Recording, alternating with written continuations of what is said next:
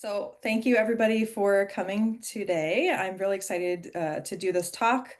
I'm really honored to be part of the C-Star lecture series. I've watched a lot of them, and I'm really excited to be able to have some hopefully interesting interactions and discussions today about a topic that I've really been thinking about and passionate about really since I started working with people who have aphasia, and only in the last few years I've really been able to do that because of funding reasons. But so I'm excited to talk to you about that today, and then toward the end I'll talk a little bit about our currently funded grant that we just got started that Dirk just mentioned.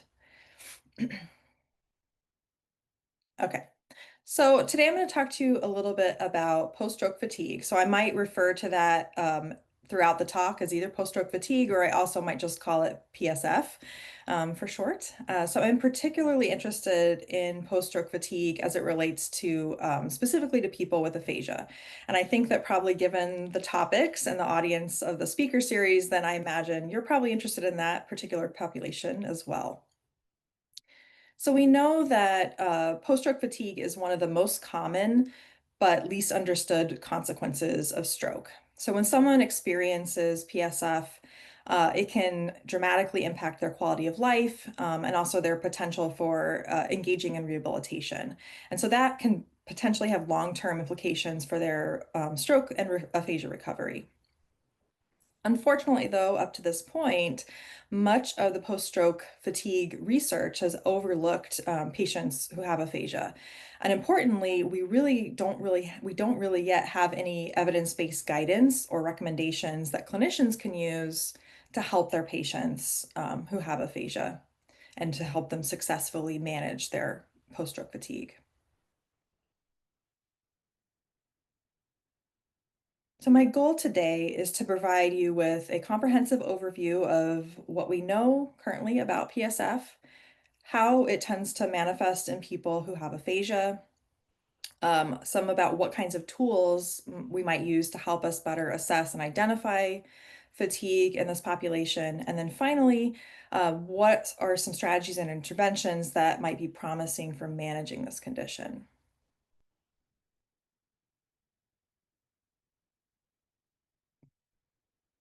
So let's begin by defining what I mean by post-stroke fatigue. So the literature offers many different definitions, throughout the years. And so I know that we've all experienced fatigue at some point and probably multiple points in our lives and even in our day. But post-stroke fatigue is really something more than just feeling tired at the end of a long day, like you might experience. It's often described as a feeling of exhaustion, weariness, or lack of energy that can be overwhelming. So it's important to recognize that this kind of fatigue can have multiple contributors. So there could be physical, emotional, cognitive, and even perceptual. So for example, someone might feel physically weak, but also mentally foggy, emotionally drained, and then maybe even overwhelmed by excess sensory input like light or noise. So what really distinguishes, though, post-stroke fatigue from other types of fatigue that we're more familiar with is that it's not typically relieved by rest. So doing things like taking a nap or a short rest, while it might help you to feel more energized, often those kinds of things don't make a significant difference in alleviating fatigue for these patients. So this is fatigue that can persist across the day and impact daily life. So that can limit their participation in a lot of different kinds of things, including, therapy, social interactions, or even just like basic activities of daily living. It's also essential to understand that while post-stroke fatigue is often associated with conditions like depression or sleep disorders, and even is considered a symptom of depression, these post-stroke fatigue is something different. So somebody could have post-stroke fatigue and not have depression, and someone could have depression and not fatigue. And so these are different, although related, conditions. So when we talk about post-stroke fatigue, we're referring to this complex, multi-dimensional experience, and that can be a major barrier for some people in their life and their recovery.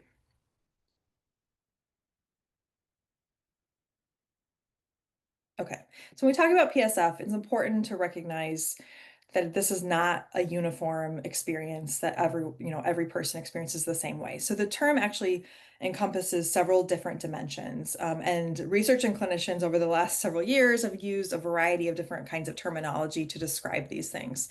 So many of these terms, I'll just tell you right up front, they overlap, but I wanted to familiarize you with them briefly, or some of them. There's more than just this, but these are some of the more common ones.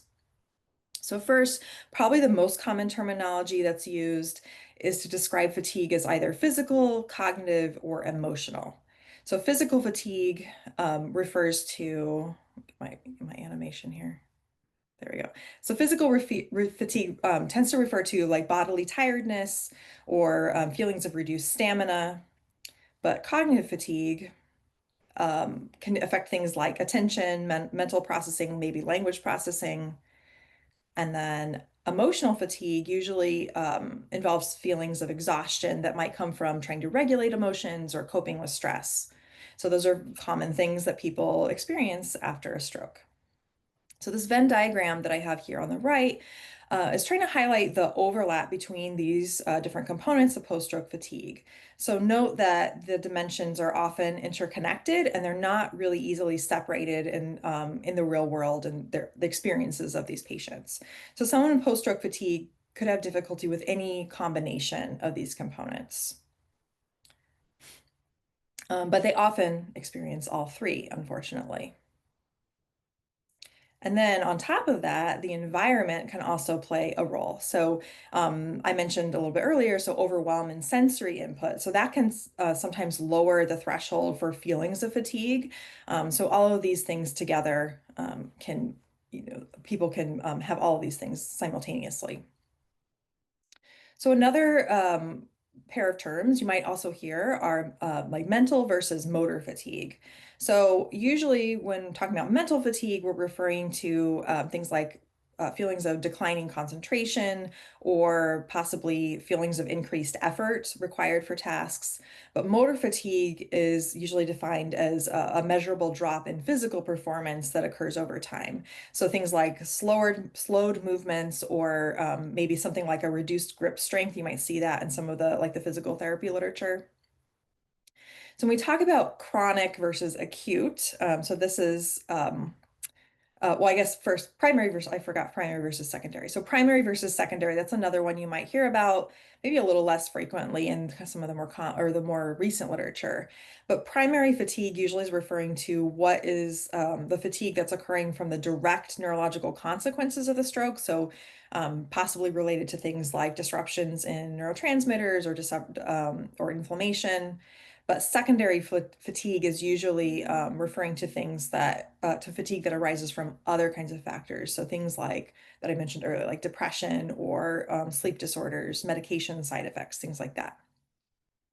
Okay, so now talking about chronic versus acute. So there's really two different ways that chronic versus acute have been used. And so we can talk about them as sort of two different related ideas. So one is the pattern or the duration of the symptoms. So chronic post-stroke fatigue in that context is referring to fatigue that's persistent, that lasts for months or even years, and is even present in the absence of exertion. So it's sort of that feeling of baseline exhaustion these patients experience. And then acute fatigue in this context is more of a situational kind of fatigue. So that would be maybe emerging during or shortly after some sort of a specific physical or cognitive task. And then that kind of fatigue may have some improvement with rest and breaks.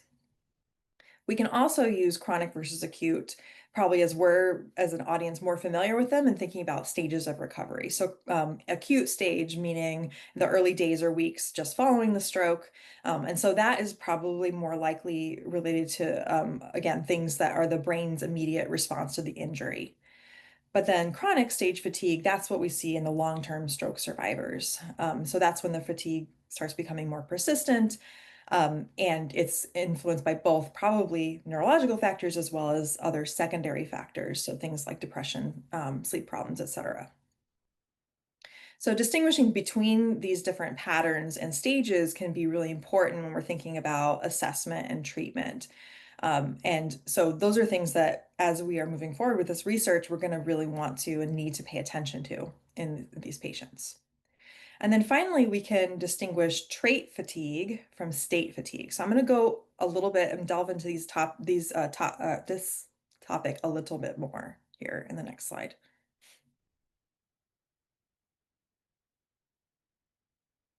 Okay, so let's contrast these two. So it's going to be important in discussing a lot of the research that I'll be talking about. So trait fatigue is referring to a more chronic or persistent experience of fatigue. And in contrast, state fatigue is considered temporary and it's more associated with demanding tasks or more effort.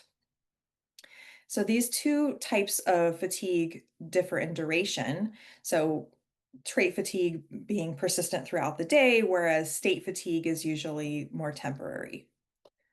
In terms of their trigger, trait fatigue is not usually specific to any kind of trigger activity, but state fatigue is more associated with specific tasks, so something that like is effortful or demanding. Symptoms that a patient might experience for trait fatigue are overall feelings of exhaustion. The patient might describe themselves as feeling tired all day, and even when they just wake up, they might still feel tired. And then for state fatigue, patients might experience things like a decrease in performance, or you might see a reduced ability to focus. And then they might report things like being fading quickly during tasks and not being able to maintain their energy.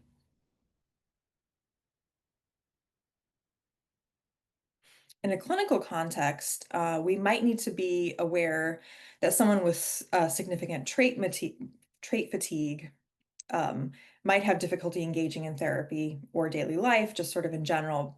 But someone with significant state fatigue, we might need to do things like limit task intensity, and or session length. But there's some recent evidence from Pearson colleagues, and I think a few weeks ago, Miranda Rose was a C-STAR speaker and talked about some of these findings. But their study showed evidence that in their clinical trial looking at an intensive scheduled aphasia therapy, participants who received the intensive therapy did not report any greater feelings of fatigue after the therapy than when they had a less intense therapy schedule. So this might suggest that there's definitely more to learn here for sure.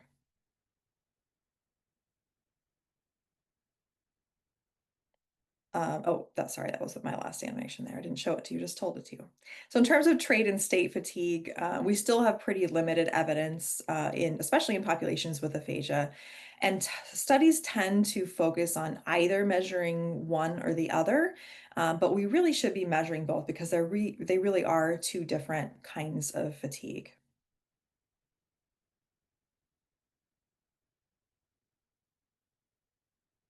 All right.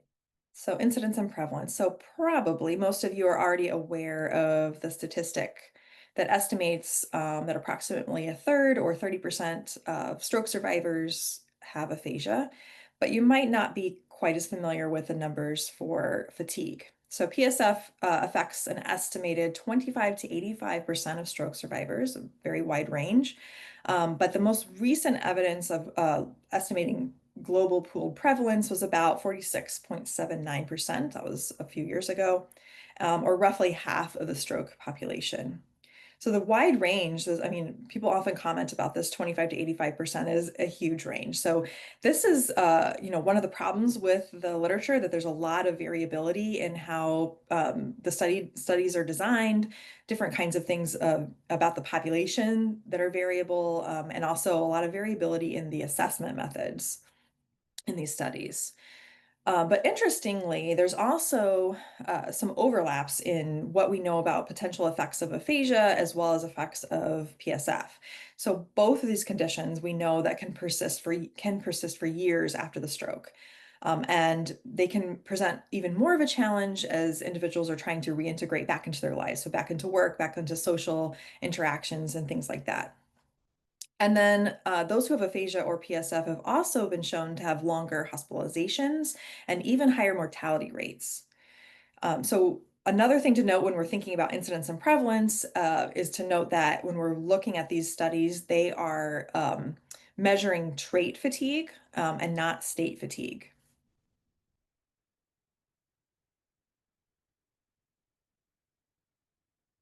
Okay, so what about state fatigue and aphasia? What do we know? In a scoping review that we did in my lab a few years ago, back in 2021, it was published. We were only able to locate one study at that time that measured state fatigue in people with aphasia, and that happened to be a study that was done in my lab. And since then, though, the body of evidence has started to grow. It's still small, but it is growing.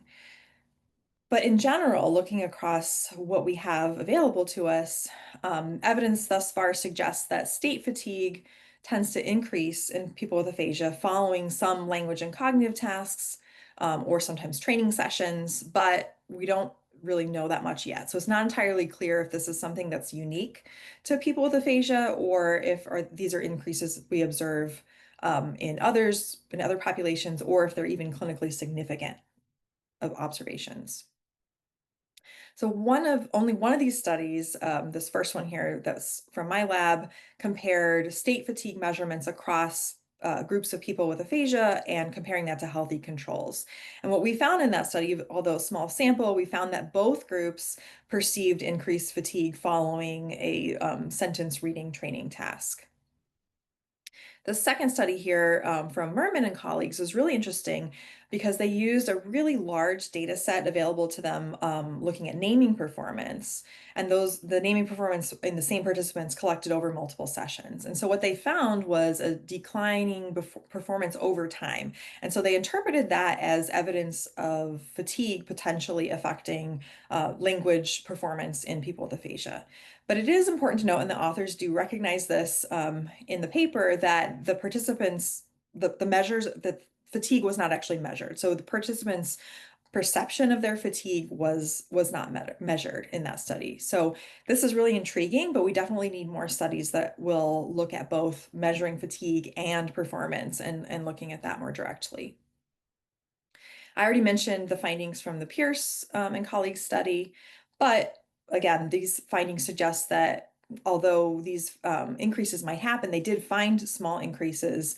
They're suggesting that they may not be clinically relevant in the way that we thought, or the way we previously thought. So we may not need to control things like treatment intensity in the same way as we were speculating. And then finally, in a study that just came out, so this is my doctoral student Hannah Rembrandt's work. She's the first author on this. We showed that increases in state fatigue were found following a cognitive attention training session. So there's another piece to this study that I'll talk about here in a few minutes, but generally you can see that we have the beginnings of starting to answer this question, but still the evidence is pretty limited and we need more to understand what's really going on.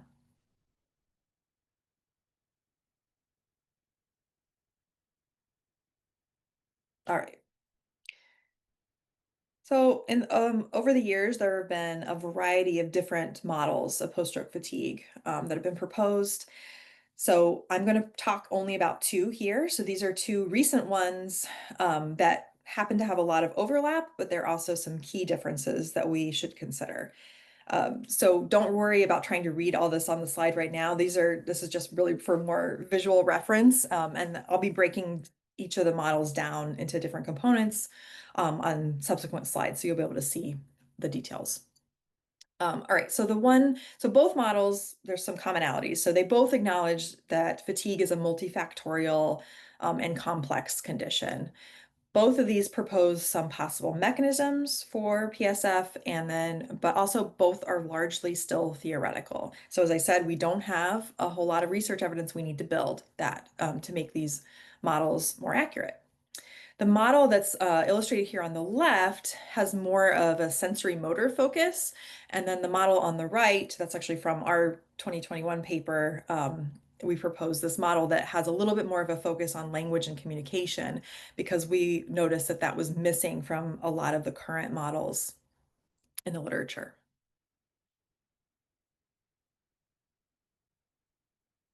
So what causes PSF? This is an important question. As I mentioned, both of the models that I'm going to talk about recognize PSF as complex and multifactorial, but they do conceptualize these contributing factors a little bit differently. I really like the terminology that they use in the sensory motor focus model because it conceptualizes the factors that contribute to post-stroke fatigue as either predisposing factors, precipitating factors, or perpetuating factors. So I really like this kind of categorization. So the way I'm going to introduce these models to you is by breaking down both models and trying to parse them according to these three categories.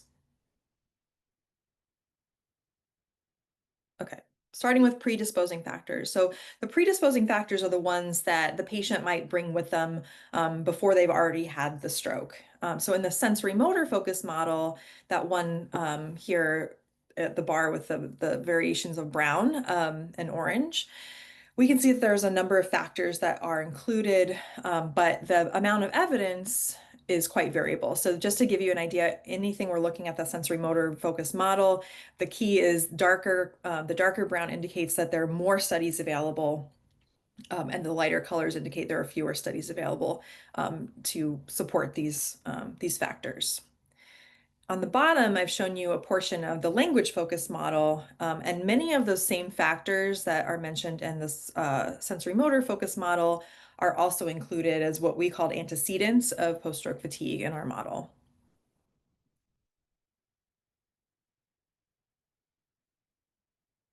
All right.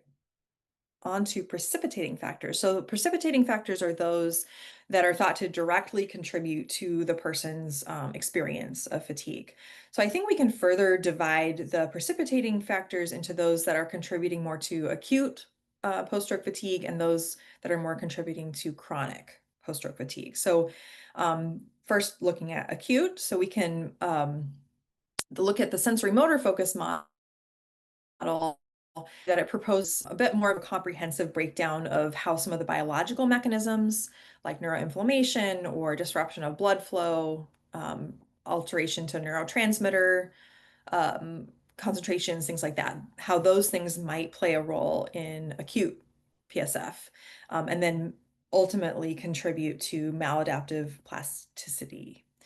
The language-based model on the left here, we do include some of those elements, but we did not really specify those as clearly.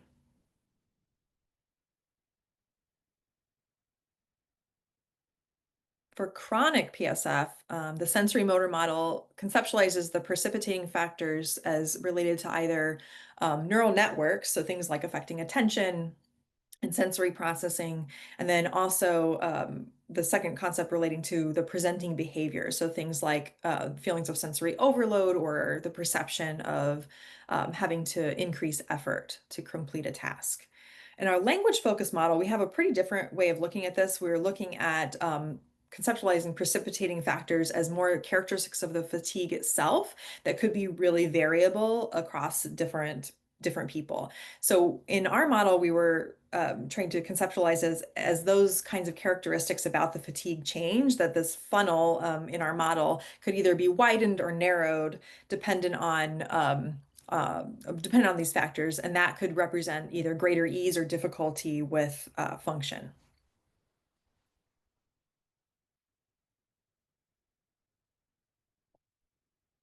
Okay, finally, perpetuating factors. So those are factors that we think are either exacerbating and or maintaining fatigue in these patients. So on the top, you can see the sensory motor model, and it proposes that over time, there's a lot of secondary factors you can see here, like depression, anxiety, sleep disorders, physical deconditioning, that those kinds of things can potentially exacerbate fatigue. Note that the sensory motor model does include aphasia as one of these perpetuating factors, but it's not really very well defined here. In our language focused model, the filter funnel model, we included speech and language sort of at two different levels. So one, just considering speech and language disorders that are co-occurring with the post-stroke fatigue.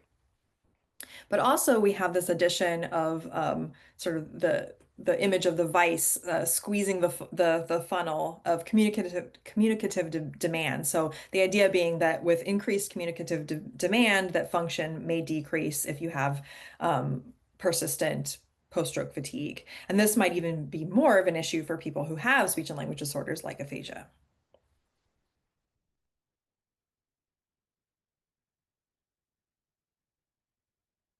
Okay. So let's dive a little bit more into some neurophysiological mechanisms that might be related to post-stroke fatigue. So to do this, I'm going to go into some of the literature of what we know in multiple sclerosis literature. So multiple sclerosis is kind of very well known for the fatigue that patients experience. And so the fatigue literature in MS is much farther along than it is for post-stroke fatigue. So we might be able to look to some of the MS literature and get some ideas about directions that we might take in post-stroke fatigue literature or research. Excuse me. So one of the key systems that has been implicated in both MS and in some stroke-related fatigue is the locus coeruleus or the LC. Excuse me. Let me get some water here. So this is a small nucleus in the brainstem, and it plays a critical role in regulating things like arousal, wakefulness, and then even things like attention and adaptive behaviors. And that's largely through the release of the neurotransmitter norepinephrine or NE, I may refer to it. So on the right side of the slide, you can see this image of the locus coeruleus pathways.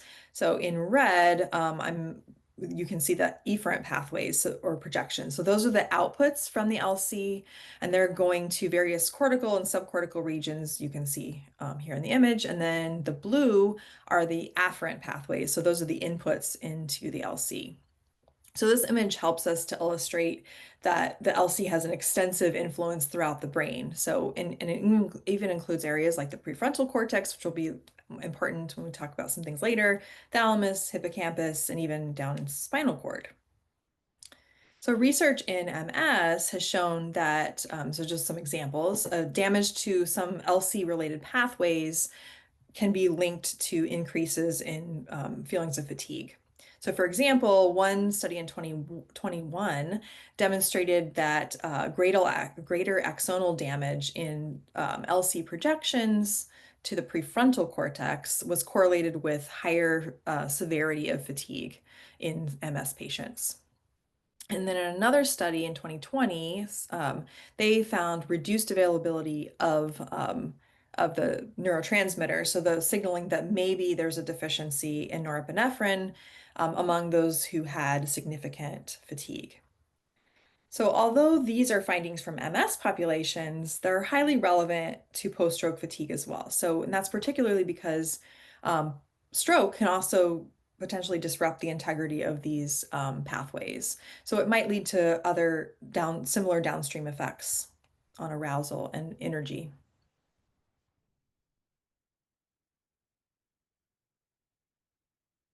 So what is the evidence for LC dysfunction in PSF? As I already mentioned, the locus coeruleus is that small nucleus in the brainstem. So again, producing norepinephrine. So that important neurotransmitter for arousal, wakefulness, attention.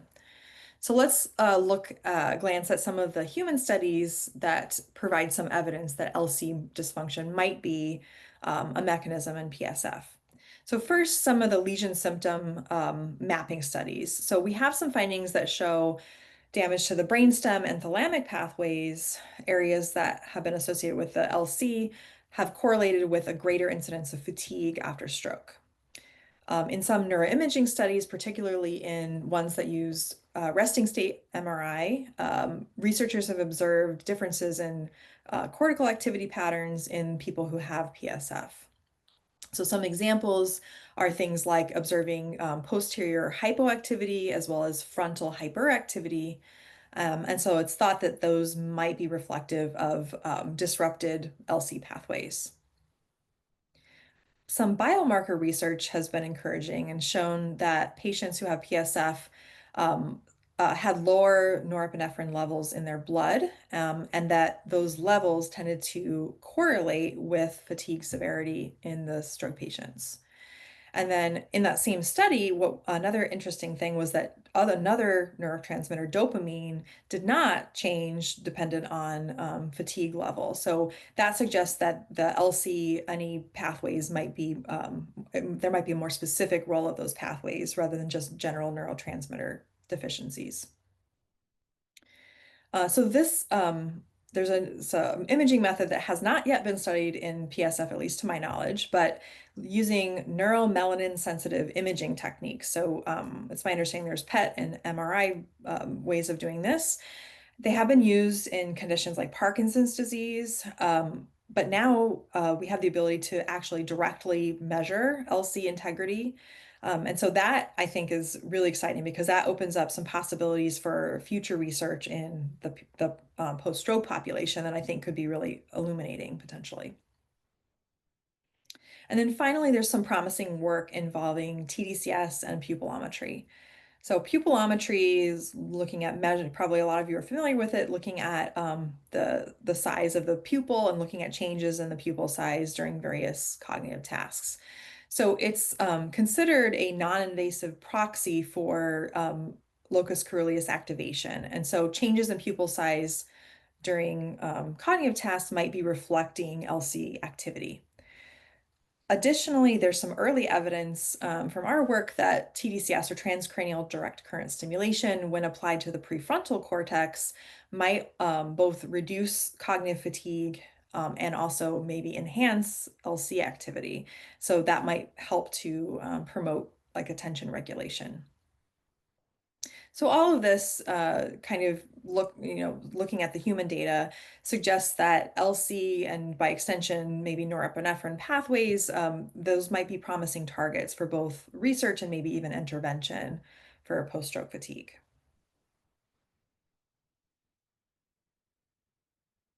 Okay, so tell you a little bit more about that TDCS work and pupillometry.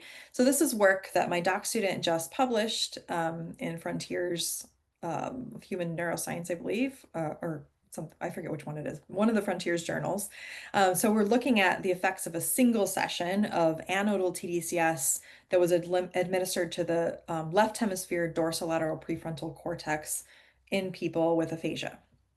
So before and after a training session, we administered a sustained attention task along with simultaneously measuring EEG and pupillometry, which is what I'm going to focus on here today. And then in between those measurement sessions, there was a training session that involved 25 minutes of attention tasks. And during that training session, there was simultaneous TDCS, either active or sham. And this was a within subject design. So the participants had both the sham and the active, and it was counterbalanced for order, and there was a washout period in between. Okay, so the two results I'm going to kind of focus in on here related to the LC-NE pathways. So the pupillometry and the fatigue part. So when looking at the pupillometry data, we found that the pupil size, well, so we compared pre to post from the training, and then those were compared to the individual's their own baseline pupil measurements. So it was all used as a baseline. So our results showed that there was some increase in pupil diameter for after the training in both of the conditions, but the pupil diameter was significantly larger after the active TDCS condition. And so that we think could potentially indicate that that the TDCS, the active TDCS, could have been maybe activating the LC-NE pathways.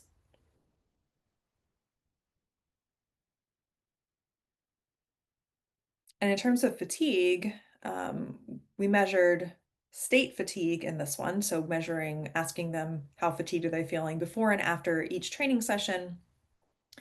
And they were rating that in this case on a 0 to 100 scale. And although the participants did rate their fatigue higher after training in both of the conditions, the difference was only statistically significant in the sham condition. So they experienced greater increases in fatigue in the sham, but not in the active.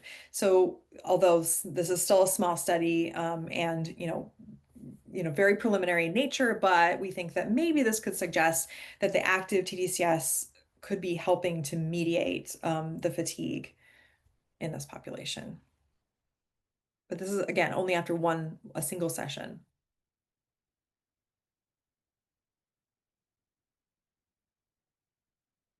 Okay, so let's move on to measuring post-stroke fatigue. Assessment of fatigue typically relies on self-report measures, questionnaires, rating scales, things of that nature. So some of the more commonly used tools, there's actually a lot of them, but the most common ones are the fatigue severity scale, the fatigue assessment scale, and the multidimensional fatigue inventory. So each of these different measures, of course, has strengths and weaknesses. But notably, the different scales tend to capture different dimensions of fatigue with not necessarily intending to do so. So there was a comprehensive review a few years ago that Skogestad and colleagues did that analyzed 11 different commonly used fatigue measures commonly used in stroke research. And they found that there was minimal content overlap across these measures, even though they were supposed to be measuring the same thing, basically. So they found that across 156 different individual questionnaire items, they found 83 distinct fatigue-related concepts that were being assessed. So people, thinking that we're measuring the same thing across these different measures, in fact, we probably are not.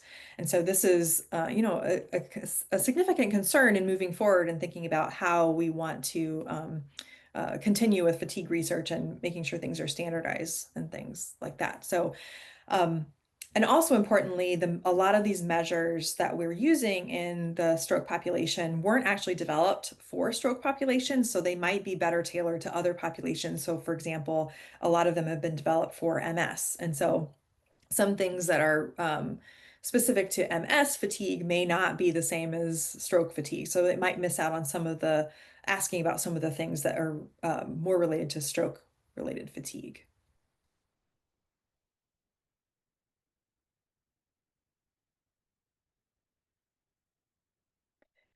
Assessing fatigue in people who have aphasia um, presents some unique challenges beyond what the challenges we experience with just assessing post-stroke fatigue in general.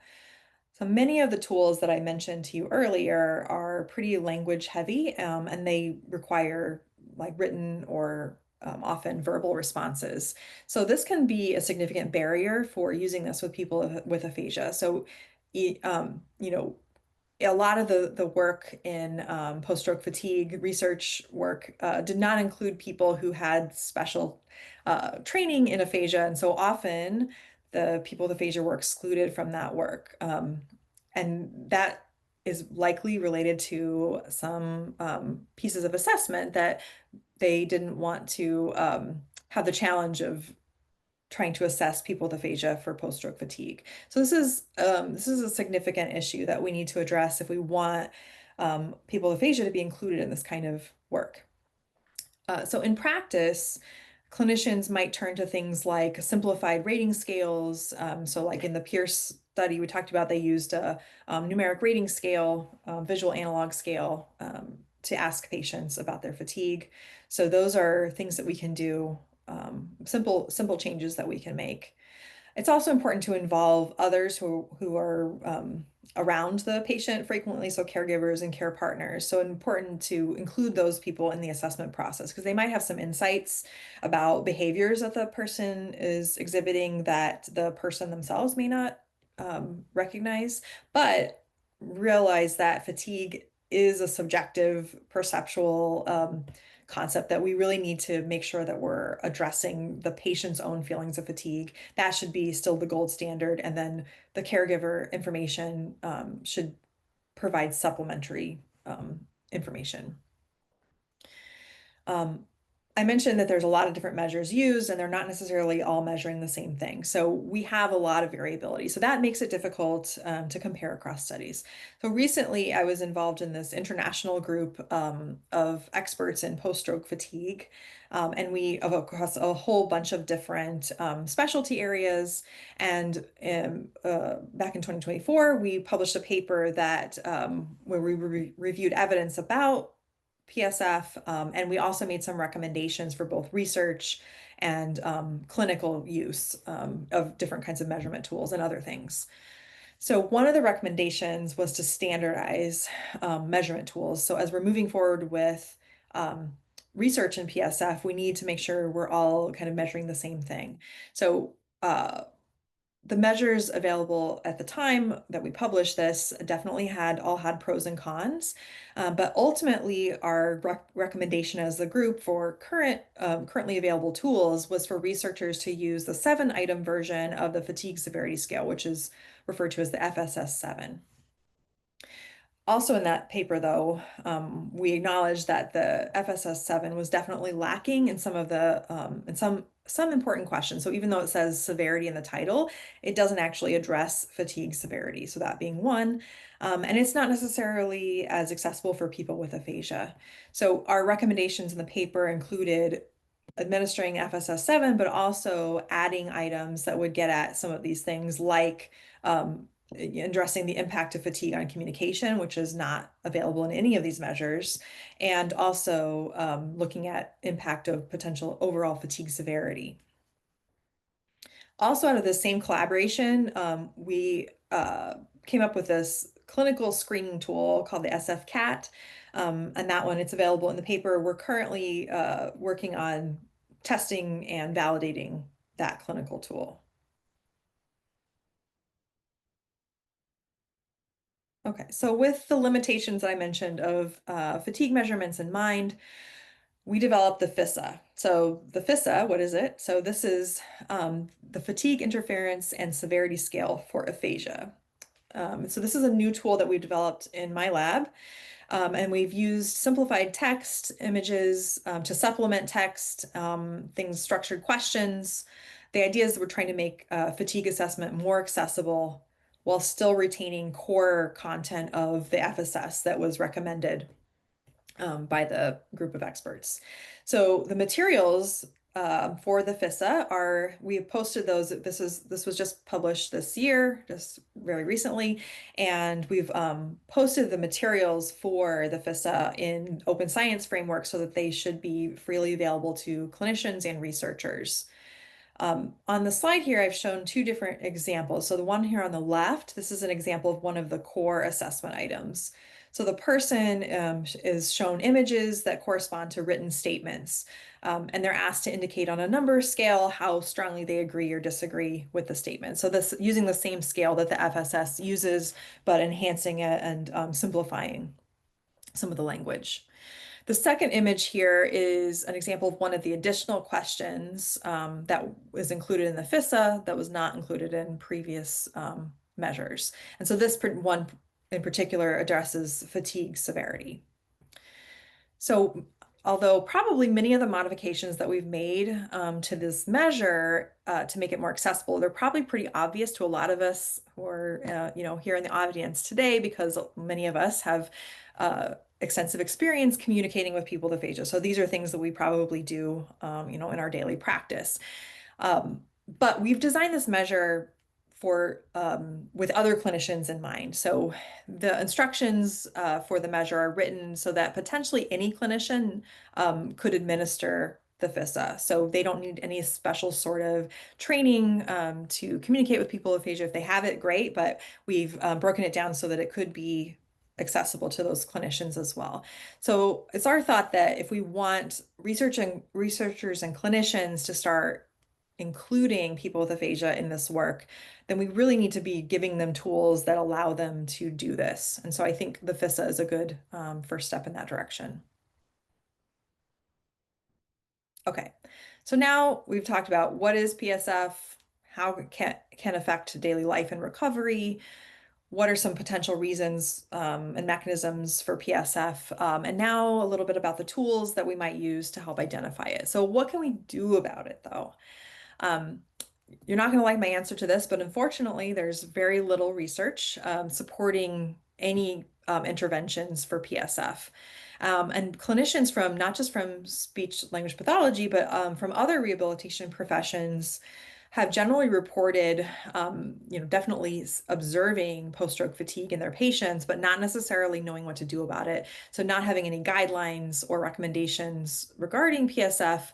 And they've typically relied on sort of like clinical intuition to help teach their patients some strategies to help manage their fatigue. But even when we're using some of the more formal or structured management programs that are available, people with aphasia still may not be able to successfully use those because often they rely on language to implement. So, in terms of behavioral management and strategies, those are probably the most commonly used at this point. So, some examples might be things like introducing exercise breaks or energy conservation strategies, trying to pace activities, things like that, rest breaks. Patient education is a big piece of this often, and that also should involve family members or caregivers. It's really critical that these individuals buy in and support their individual with aphasia on PSF in the management process because they can be a huge support, or they can also potentially be a constraint. So imagine family member who's acknowledging the person's fatigue and helping to incorporate strategies into their daily activities versus a family member who's really dismissive of the person's feelings of fatigue or maybe even pushes them beyond their limits. In terms of psychological interventions, there have been some studies looking at CBT or cognitive behavioral therapy, and that have shown some effectiveness in reducing fatigue symptoms in the general stroke population. And that might be particularly well suited for those individuals who have post-stroke fatigue as well as co-occurring depression, for example. But again, CBT interventions really have to be adapted to use with people with aphasia. So that might involve doing things like adding visual supports, simplifying language, including caregivers more in that effort. And then things like mindfulness, stress reduction, those things have started to become investigated as well. So while behavioral and psychological interventions are likely to need some modifications to tailor approaches to aphasia, there's some other possible treatment options that would not have those same kinds of barriers. So a lot of people ask about medications. What is effective? Are there any medications? So unfortunately, there's currently no FDA-approved medications for PSF. So there have been some trials with stimulants like modafinil or other kinds of like antidepressants that have had some mixed results. Most guidelines still suggest that medication should not be the first type of treatment and that other things should be tried first. But when somebody has very severe fatigue or maybe even fatigue co-occurring with depression, the medications may be a tool that could be helpful. It's also been suggested that the effects may not be the same for everyone. So it's possible that maybe patients who have more of a disruption in their LCNE pathways might be better helped by these kinds of medications than those who don't have that same issue. And then neuromodulation is the last one. So over the past few years, non-invasive neuromodulation techniques like TDCS, as we mentioned, have been gaining some attention as a potential treatment for PSF. So one appeal, of course, as with using TDCS in other areas, is that it's relatively inexpensive, it's safe, and it can be combined with a lot of different types of rehabilitation. So in terms of we still don't have a whole lot of research. There have been a handful of studies. So in MS, there's been some work really focusing in on dorsolateral prefrontal cortex as a stimulation region. And there's been some success in reducing fatigue after treatments. So there have been a few different studies that have shown this. So we have some stronger evidence of using neuromodulation in prefrontal areas for fatigue in MS. So given those kinds of results, we might think about how could we apply this to stroke-related fatigue. So there have not been a lot of studies yet. There's sort of two major uh, clinicals or treatment studies that have used this. One randomized sham-controlled trial a few years ago did not show an added benefit of TDCS. They found that cognitive training by itself did show some reduction in fatigue for both of the groups, but the TDCS didn't add anything to it. There's another study looking at more motor-related fatigue and training. And they found that even after a single session of training with TDCS, that the active condition patients showed reduction in fatigue over the sham. And then in a recent study in our lab, so we just finished up a clinical trial where we're pairing attention-focused language treatment with anodal TDCS to DLPFC. And in that study, we were primarily interested in looking at language and attention as our outcome measures, but we also administered a measure of trait fatigue in a subset of these participants. And so we have some pilot data that indicate there was a larger decrease following 10 sessions of active TDCS as compared to sham on that measure. So again, early stages for this research, but that's where our newest study picks up. For individuals with aphasia, I think that TDCS has a lot of potential as a treatment method, and there's been a lot of demonstration thus far in the literature of other studies looking specifically at language and speech and language and how TDCS might be a potential tool to improve language outcomes. But what if, while we're improving language using TDCS, what if we could also help to reduce post-stroke fatigue in these patients?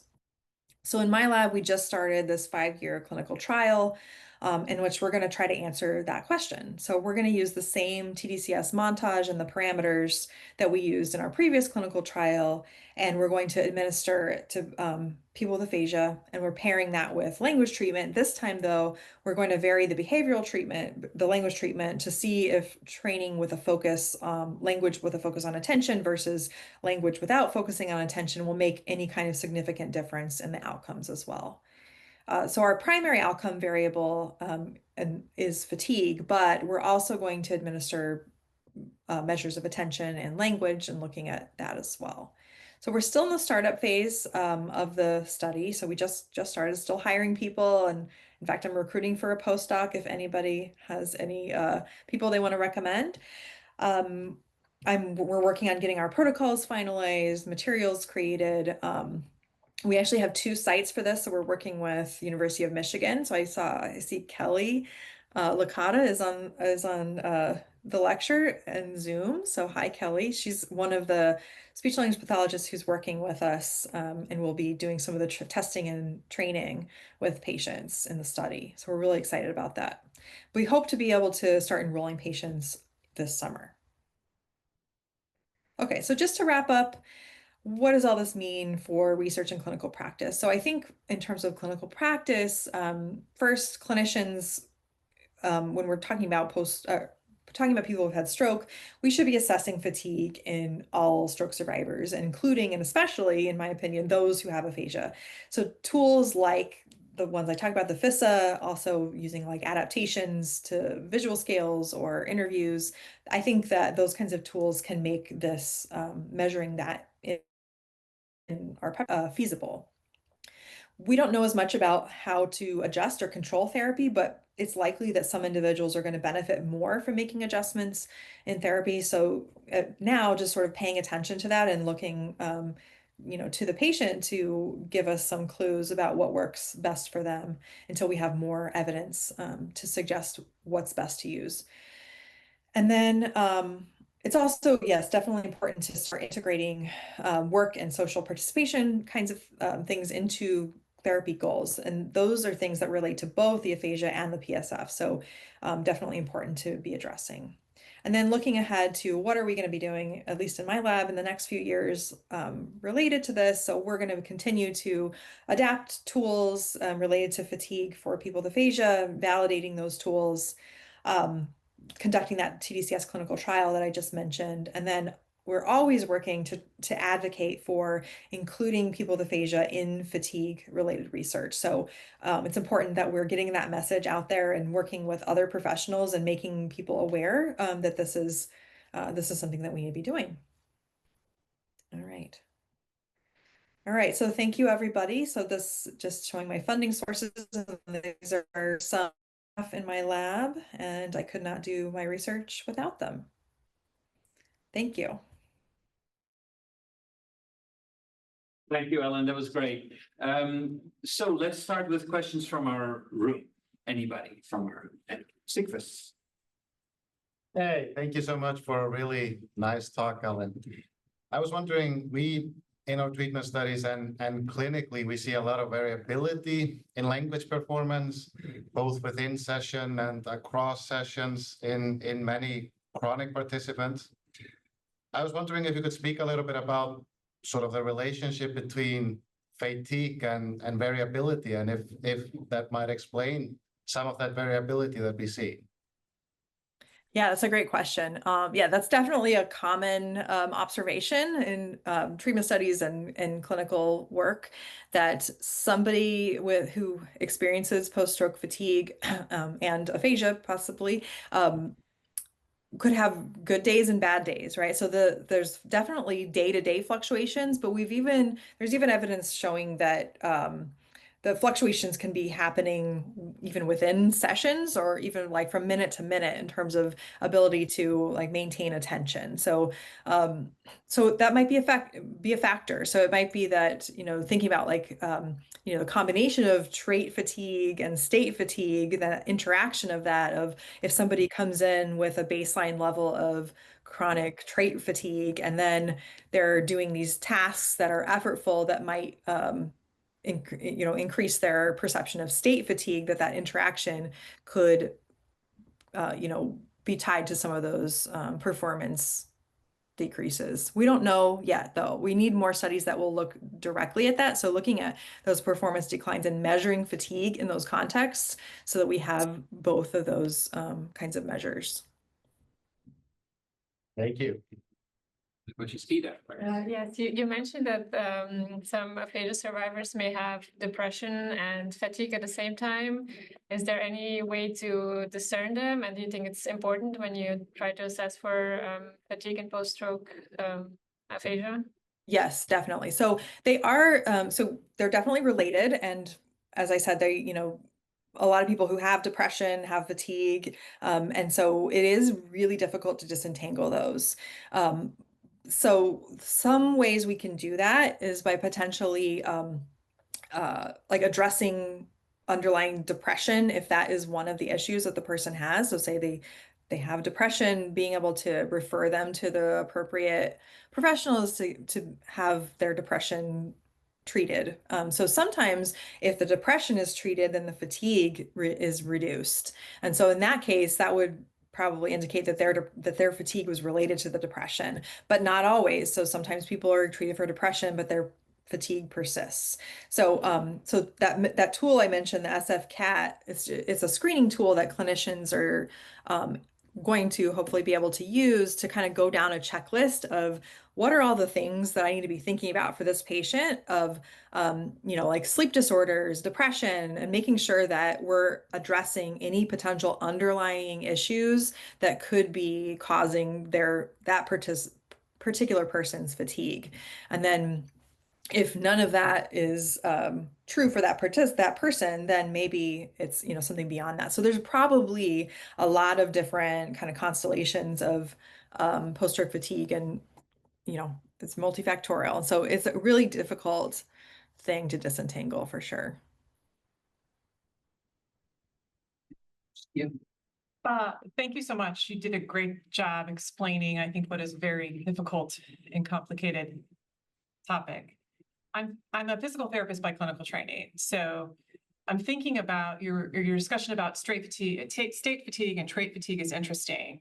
And I've always thought about it as the goal is to decrease trait fatigue, but you're really thinking about state fatigue.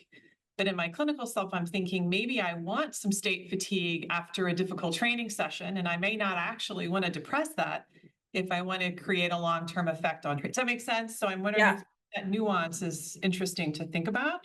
And certainly from your talk has got me thinking about it that way. Yeah, and that's certainly possible. I mean, I was referencing that there's not very much literature available specifically in aphasia looking at state fatigue. And we did see, like in the study that I mentioned from 2019 in a small sample, that people who didn't have aphasia also reported greater feelings of fatigue after training sessions. So maybe you're right. Maybe that we need some level of increase in state fatigue to learn or to build muscles or those kinds of things that maybe we don't want to completely extinguish it, right? So I think that there's a lot of research to be done in that area too. Of maybe there's a sort of an optimal level of trying to maintain what we need in terms of state fatigue, if that's what we need to benefit from the task or the training, and then anything beyond that, trying to make modifications for. So yeah, I mean, we could think about it from that direction too, for sure. Maru? Yeah, you have an online comment from Kelly Legata. Hi, Ellyn. We at UMapp are so excited to be part of such an exciting project. Really enjoying this talk. Thank you. Such an important topic in aphasia rehab. So not a question, but a compliment. I wrote down a question, but I may be mistaken about the outcome measure that you presented. So in the context of the study that you had with Rembrandt and Riley 25, it seemed to me, so the effect sizes were smaller in the TDCS condition, right? And you said something like, well, this may indicate that TDCS mediates fatigue. Can you talk a little bit more about that? Yeah, so you're talking about the fatigue scores measure. Yeah. It's a fatigue score. Okay, so that was my error. So it's a good result. Right. So yeah, so normally we're looking for larger effects with the active condition, right? So in this case, it's the sham. So basically in both conditions, they felt greater fatigue after the task, right?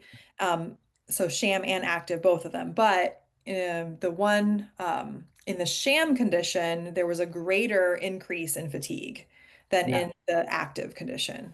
It was my bad. I went too fast. I thought your outcome measure was a behavioral outcome measure. So I was just thinking, wait, and actually perceptual. my thought was, so hypothetically, it could be possible that TDCS actually engages the system in a way that is fatiguing. But I was already interpreting in a data that didn't exist. Yeah.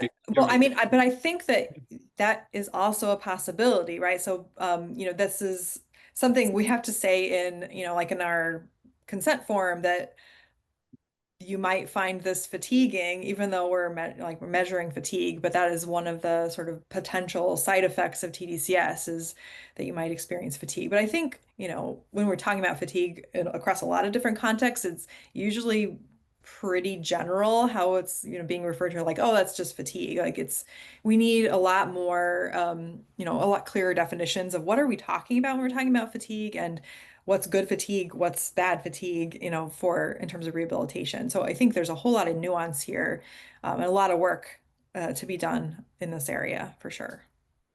And then finally, on your current clinical trial, you have the 3 outcome measures, right? So you have fatigue, general attention, I think, and language. Are you considering, because those 3 are also hard to disentangle, right? They may all turn out to be affected by the stimulation, and then you still don't know what's causing what. Are you considering a mediation analysis, maybe? Yes. Yeah. So that's actually our second aim. So we're also trying to disentangle some of the, the factors that might be contributing to the post-stroke fatigue, or if the fatigue is maybe contributing to the language or attention decline. So we have, that's the second aim of our study. So we're going to be using the clinical trial data to try to dig into that some more. Cool. Very nice. Thank you very much. I don't think we have any other questions from our room. No, and none online. So you're done, Ellyn. Thank you. All right. Thank you so much. Thanks, audience.